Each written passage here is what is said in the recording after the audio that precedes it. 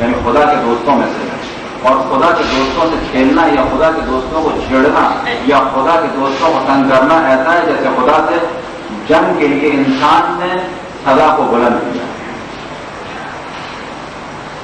جب انسان ایک گناہ کرتا ہے تو خود بخود رات کھلتی چلی جاتی ہے دوسرے گناہ کی.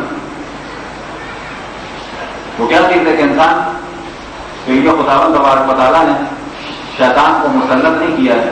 اسی طریقے سے ملائکہ کو مسلط نہیں کیا ہے کہ زبردستی یہاں کھینچ لاؤ. شیطان کو مسلط نہیں کیا ہے کہ زبردستی کو تم کھینچ کے لے جاؤ، بلکہ دونوں کو بھیجا ہے ہدایت کے لیے. روایت میں بیان ہوا امام جعفر صادق علیہ السلام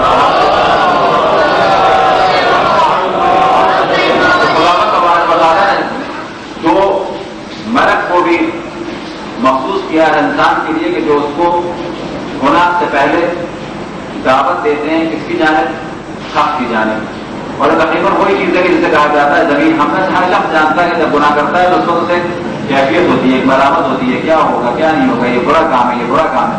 لیکن جب وہ گناہ کرتا ہے کوئی بھی گناہ ہو تو پہلی دفعہ گناہ کرتے ہوئے برا لگتا ہے، بعد میں وہ عام سا ہو جاتا ہے. یہ گناہ عام ہوتے ہوتے جتنا عام ہو جاتا ہے اس کا ایک اثر یہ ہوتا ہے کہ اب وہ خدا کے مقابلے میں جنگ کے لیے تیار سے تیار ہوتا چلا جاتا ہے. بالکل ایسی جیسے پریکٹس ہو رہی. جیسے فزیکلی طور پہ آثار میں سے کیا ہے کہ ہم نے 20 کلو کا ویٹ اٹھایا، پہلی دفعہ اٹھایا، اس کے بعد تدریجاً اب آسان ہوتا چلا جائے گا. کچھ دن کے بعد ورزش کرتے چلے جائیں گے، آسان سے آسان ہو جائے گا. یہی کیفیت گناہ کی ہے کہ ہم جب گناہ کریں گے تو گناہ آسان ہمارے لیے ہوتے چلے جائیں گے اور وہ ملک روکنا چھوڑ دیں گے یہاں تک کہ انسان کا ضمیر ختم ہو جائے گا. روایت میں بیان ہوا کہ جب مومن گناہ کرتا ہے تو اس کے قلب میں ایک سیاہ نقطہ وجود میں آتا ہے. اگر اس نے توبہ کی، استغفار کیا، ملامت اپنے آپ کو کی اور خدا کی بارگاہ میں پشیمان ہوا تو وہ نقطہ ختم ہو جاتا ہے. لیکن اگر وہ اصرار کرتا چلا گیا، گناہ اس کے بڑھتے چلے گا، ایک وقت آتا ہے تو اس کا قلب سیاہ ہو جاتا ہے. اگر کسی کا قلب مکمل سیاہ ہو جائے تو پھر بازگشت کی کوئی راہ نہیں. بعض ایک بڑی تعداد یہ سمجھتی ہے کہ جتنی جتنی عمر بڑھے گی ہم اچھے ہو جائیں گے. ایسا کچھ نہیں ہے. یاد رکھیں کہ اگر انسان برا ہے تو جتنی عمر بڑھے گی برے سے برا ہو جائے گا. یہ جو آپ دیکھتے ہیں بعض لوگ برے سے اچھے ہو گئے خود بخود بڑھاپے کی وجہ سے نہیں ہو گئے، بلکہ ایک وقت آیا کہ پشیمان ہو گئے. اب جو اچھے ہوئے یہ اثر ہے اس توبہ کا کہ جو ممکن ہے 40 سال کی عمر میں کی ہو یا 50 یا 60 یا 70. لیکن اگر ہم یہ سوچتے ہیں گناہ کرتے چلے جائیں گے ایک وقت آئے گا کہ اچھے ہو جائیں گے، ایسا کوئی وقت کبھی بھی کسی پہ نہیں آیا. اگر آئے گا تو جب آئے گا کہ جب ہم جس راہ پہ چل رہے ہیں چلتے چلتے ایک راہ پہ رک جائیں اور رکنے کے بعد پیچھے دیکھیں، پیچھے دیکھ کے جب ہمیں پشیمانی محسوس ہو تو خداوند تبارک و تعالیٰ کی بارگاہ میں درخواست کریں کہ یا اللہ تو مجھے معاف کر دے اور جن جن کو نقصان پہنچایا ہے ان کے حقوق کو یا جن جن کو پریشان کیا ہے یا جن جن کے مال کو کھایا ہے ان کو ادا کریں. اور اگر ادا نہیں کر سکتے تو دل میں نیت رکھیں، اپنے عمل کے اوپر پشیمان رہیں. اب ایسا ہے کہ جیسے ہم پلٹ کے آ گئے، یہ ایک بالکل الگ چیز ہے. لیکن اگر کوئی سوچتا ہے کہ میں کھاتا رہوں گا، ظلم کرتا رہوں گا، قتل عام کرتا رہوں گا تو بڑھاپے میں عبادت بھی کر لوں گا. یاد رکھیں کہ بڑھاپے میں اگر انسان دنیا دار ہے تو زیادہ دنیا دار ہو جائے گا، اگر خونی ہے تو زیادہ خونی ہو جائے گا، اگر غصے والا ہے تو زیادہ غصہ ہو جائے گا، اگر جلاد ہے تو بڑا جلاد ہو جائے گا، اگر قاتل ہے تو بڑا قاتل ہو جائے گا. پھر میں عرض کروں کہ پلٹنے کی صرف ایک راہ ہے، وہ راہ کب ہے کہ جب خود پلٹے. 1000 قتل کے بعد بھی ان لوگوں کے حق کو ادا کرنا چاہے یا معافی مانگ کے یا دیت کے ذریعے سے، اور اگر کچھ نہیں کر سکتا تو اگر پشیمان ہو گیا تو یہ جو پشیمانی کا عادت ہے کہ خدا کی بارگاہ میں سجدہ کرے اور اس سے معافی مانگے، یہ خود اس کی اپنی اختیاری چیز ہے. ایسا نہیں ہے کہ بڑھاپا آیا اور خود وہ ایسے ہو گیا. اسی کو کہا جاتا ہے کہ انسان جب گناہ کرتا ہے تو راہیں کھلتی چلی جاتی ہیں. اور اسی کے برعکس کیا چیز ہے؟ توفیق الہی ہے کہ جب انسان ایک نیک کام کرتا ہے تو توفیق الہی شامل حال ہو کہ راہ کھلتی چلی جاتی ہے یہاں تک کہ وہ بڑھتا چلا جاتا ہے اور خدا کی راہ پہ پہنچ جاتا ہے. ایک واقعہ جو بظاہر سادہ تھا اور کئی جگہ زمانوں میں ہم نے بیان کیا اور بڑا اچھا واقعہ اور سچی کہانیوں میں آپ مظاہر نے اس کو بیان کیا ہے کہ ایران کا ایک پہلوان تھا بوریا بلا، اپنے کسی دوسرے علاقے میں جا رہا تھا کشتی کے لیے. سابقہ زمانے میں تھا سلسلہ کہ ایک دوسرے گاؤں میں کشتیاں ہوتی تھی، شہر میں کشتیاں ہوتی تھی، ایک راجا دوسرے راجا، ایک بادشاہ دوسرے بادشاہ کے دربار میں کشتیوں کے مقابلے ہوتے تھے. تو ایک بادشاہ ایک کشتی لڑنے کے لیے کوریا میرا پہلوان جا رہا تھا دوسرے علاقے میں. تو جب اس علاقے میں داخل ہوا تو وہاں ایک بوڑھی عورت کو دیکھا کہ وہ کچھ کھانے کی چیز تقسیم کر رہی ہے اور کہہ رہی ہے کہ میرے لیے دعا کرو. یہ رسم اگر آپ ایران گئے ہو تو آپ نے دیکھا ہوگا کہ حرموں میں شب جمعہ کو بعد دفعہ لوگ نظر آتے ہیں اور عام طور پہ کھجورے یا مختلف چیزیں لے کہتے ہیں کہ یہ اس طرح آگے بڑھاتے ہیں اور کہتے ہیں کہ بس الزامات سے دعا کریں. اس خاتون نے کچھ دیا اور اس کے بعد کہا کہ دعا کریں. اس نے پوچھا کیا دعا کروں؟ کہا کل میرے بیٹے سے ایک پہلوان لڑنے آ رہا ہے جو بہت نامی گرامی ہے, اس کا نام کوریا بیلا. تم یہ دعا کرو کہ میرا بیٹا جیت جائے وہ ہار جائے. میں پریشان حال ہوں, اگر میرا بیٹا جیت گیا تو میری ساری عمر سکون سے گزرے گی کیونکہ اس کو بڑا انعام و اکرام ملے گا. بس تم دعا کرو کہ میرا بیٹا جیت جائے, کوریا بیلا ہار جائے. یہ رات بھر پریشان رہا, کیا کروں. میرا آخر صبح آئی تو اس نے دیکھا جب اکھاڑے میں پہنچا ایک جوان ہے جس میں ذرا دھمکا بھی نہیں. وہ زمانہ وہ نہیں تھا کہ جب انسان کو تولا جائے اس کی پاور کا اندازہ لگایا جائے, نہیں. اب اس پہلوان کا اس پہلوان سے مقابلہ ہونا تھا. جا کر دیکھتے تو بالکل ایک ایسا آدمی اس کو پٹک دوں گا. ایک آدھ دفعہ اس نے اس کو گرایا اور آخر میں اس نے ارادہ کر لیا کہ جس خداوند تبارک و تعالیٰ نے ہمیشہ مجھے جتوایا, ہمیشہ میری تعریف کروائی اور ہمیشہ میں نے اس خدا کے ذریعے سے نعمتوں کو حاصل کیا ہے, کیوں نہ آج میں اس خدا کے لیے کہ جس نے مجھے ہمیشہ عزت دی, آج اس خدا کے لیے ذلت کو اختیار کروں اور یہ جیت اس کو بھی دوں. لیکن یہاں پر مسئلہ وہ گڑیا نہیں دیا کرتی, البتہ کہ وہ گڑیا کے لیے کام کر ٹھیک ہے, لیکن وہاں اصل موضوع تھا کہ جس خدا نے ہمیشہ مجھ کے لیے فضل و کرم کیا ہے, آج کیوں نہ اسی خداوند تبارک و تعالیٰ کے لیے میں ہار کی ذلت کو اٹھا لوں. ہارنا تو افضل تھا, ایسے ہارنا آخر تھا. ایسے ایک وقت آتا بوڑھا ہو جاتا, کشتی چھوڑنی پڑتی, پھر نہ طاقت رہتی, ممکن ہے ہاتھوں میں راشا رہتا, ممکن ہے چل نہ سکتا. لیکن اس نے اس سے پہلے کہ وہ سب کچھ ختم ہو جائے خدا کے لیے اپنا سب کچھ قربان کر دیا, اور ایک پہلوان کے لیے بہت بڑی چیز ہے. یہاں اس نے ارادہ کیا اور پھر اپنے آپ کو اس پہلوان کے اختیار میں چھوڑ دیا, یہاں تک کہ اس نے اس کو پٹک دیا. وہ کہتا ہے کہ جس وقت اس نے مجھے زمین پہ پٹکا ہے اس وقت مجھے لذت محسوس ہوئی کہ خداوند تبارک و تعالیٰ کے لیے کام کرنے میں لذت ہوتی کیا ہے. اس وقت مجھے محسوس ہوا کہ جب میں زمین پہ آ رہا تھا کہ میری جو روح ہے وہ بلندی کی جانب جا رہی ہے. یہ کام جب اس نے کیا تو تدریجاً یہ شخص اس زمانے کے عرفاء میں سے ہو گیا. اب اسے لطف آیا کہ کشتی جیتنے میں وہ مزہ نہیں ہے جو خداوند تبارک و تعالیٰ کے لیے کام کرنے میں مزہ ہے.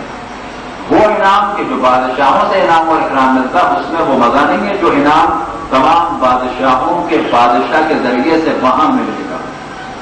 وہ انعام جو بادشاہوں کی قربت میں ہے وہ نہیں ہے. اصل انعام وہ ہے جو تمام بادشاہوں کے بادشاہ کی راز اور نیاز میں ہے. جو مناجات میں لذت ہے وہ کسی بادشاہ کے ساتھ وہ لذت نہیں ہے. اسی کو کہا جاتا ہے توفیق الہی. اب جب اس نے خداوند تبارک و تعالیٰ کے لیے کام کیا تو عام طور پہ کہا جاتا ہے کہ جو خدا کے لیے قدم آگے چلے, یہ روایت کا حصہ ہے کہ جو خدا کے لیے قدم آگے بڑھا خدا 70 قدم آگے بڑھتا ہے. مراد یہ نہیں ہے کہ ہم ایک قدم بڑھے تو خدا 70 قدم چلتے ہوئے آیا. مراد یہ کہ جو ایک کام خداوند تبارک و تعالیٰ کے لیے کرے تو خدا اس کے لیے راہوں کو کھول دیتا ہے. کتنا گنا؟ 70 گنا. 70 سے کیا مراد 71 نہیں ہوگی, یعنی اتنا گناہوں کو کھول دیتا ہے کہ اب یہ بندہ آرام سے خدا کے پاس پہنچ سکتا ہے اگر چاہے. گناہ کے بعد بدترین اثر یہ ہے کہ گناہ عام ہو جاتا ہے. پھر انسان خدا کے مقابلے میں بڑھتا چلا جاتا ہے, جنگ کرتا چلا جاتا ہے, جنگ کرتا چلا جاتا ہے, یہاں تک کہ عمر سعد بن جاتا ہے. دنیا میں انسان جاتا ہے, لذت کو پاتا ہے, لیکن کبھی کبھی جھنجھلا کے بیدار ہو جاتا ہے اور پھر پلٹ آتا ہے, یہاں تک کہ جناب گڑ بن جاتا ہے. امام حسین کے مقابلے میں آیا لیکن پلٹ آیا. عمر سعد امام حسین کے مقابلے میں آیا, امام حسین کی منزلت کو جانتا تھا لیکن پلٹ کے نہیں آیا. ہم سب اسی کیفیت سے ہیں کہ دنیا میں ایک نہ ایک حد تک جاتے ہیں, یا پلٹ کر آ جاتے ہیں یا اپنی جگہ پر باقی رہتے ہیں. سب کے سب رہتے ہیں, لیکن یاد رکھیں کیونکہ ہمارا دائرہ محدود ہے, ہمیں بادشاہ برے لگتے ہیں, وزیر برے لگتے ہیں, فلانے برے لگتے ہیں, حاکم برے لگتے ہیں, اس نے بڑا ظلم کیا, اس نے بڑا ظلم کیا. یہ ہم بھول جاتے ہیں کہ ہم نے بھی پوری اتنی ہی بادشاہ بن ظلم کی فرعونیت کی صلاحیت تھی جتنی فلانے بادشاہ وزیر میں تھی. بات یہ ہے کہ اس کو خدا نے دے کے امتحان دیا, ہمیں نہ دے کے بھی امتحان دے دیا کہ ہم بھی کم فرعون نہیں ہے کوئی. کبھی انسان فرعون ہوتا ہے گھر پہ، بیوی پہ، بچوں پہ، کبھی اڑوسیوں پہ، کبھی پڑوسیوں پہ، کبھی ماتحت کے اوپر، کبھی کسی کو آنکھوں سے ڈراتا ہے، کبھی کسی کو آنکھوں سے ڈراتا ہے. فقط خدا نے اس کو حکومت نہیں دی ہے، ورنہ یہ فرعونوں کا بھی فرعون ہو جاتا. انہی آثار میں سے ایک اثر کیا ہے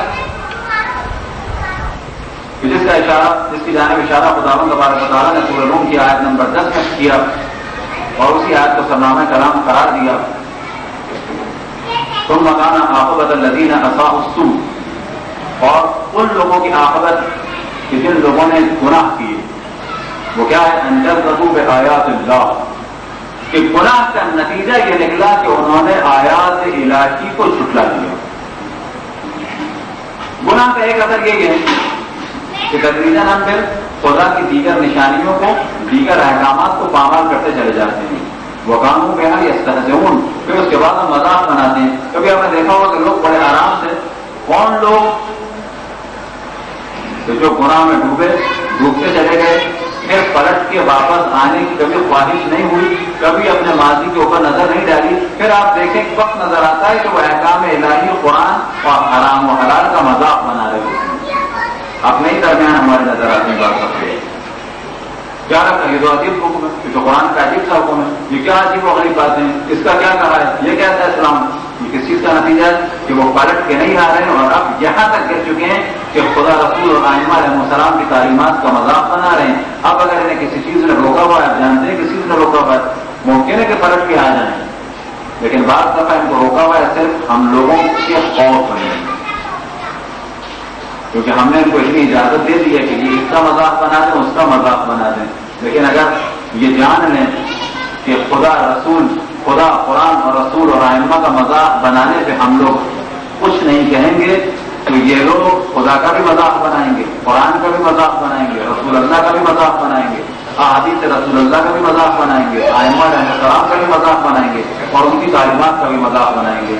ممکن ہے کہ دل میں یہ مذاق اڑاتے ہوں لیکن زبان پہ لانے سے ڈرتے ہوں. کیوں کہ اگر مذاق بنا دیا تو یا یہ لوگ ہمارے خلاف کھڑے ہو جائیں گے، یا ہمیں بدنام کر دیں گے، یا ہم کافر مشہور ہو جائیں گے، ہماری بچیوں کی شادی نہیں ہوگی. لیکن کوئی عجب، کوئی بعید نہیں کہ دل میں وہ ہر چیز کا انکار کر چکے ہیں. ایک موضوع کے جس کو اس سے کوئی تعلق نہیں ہے لیکن یہ بھی شیطان کے بہکاووں میں سے ایک بہکاوا ہے، لیکن موضوع قریب ہی ہے. مولا کائنات کی محبت بہترین اور افضل ترین عبادات میں سے ایک عبادت ہے. آپ کا ذکر رسول اللہ ہے، آپ کا ذکر خدا ہے، آپ کا ذکر عبادت ہے. ذکر علی عبادت، النظر الی وجہ علی عبادت. کہ کوئی اگر مولا کائنات کے چہرے کو دیکھتا ہے عبادت ہے. اب شیطان یہاں سے بہکاتا ہے کہ مولا علی کو امامت سے نکال کس میں ڈال دیا جائے؟ خدا بنا دیا جائے. یہ کام شیطان کا ہے. آپ نے دیکھا اس کا یہ کام کیا جا رہا ہے. وہ لوگ کہ جو اہل بیت علیہ السلام کی محبت سے مالا مال ہے لیکن کم علم ہے، شیطان ان کو بہکا کے مولا علی کی امامت سے نکال کے شیطان کی ولایت میں لے جا رہا ہے.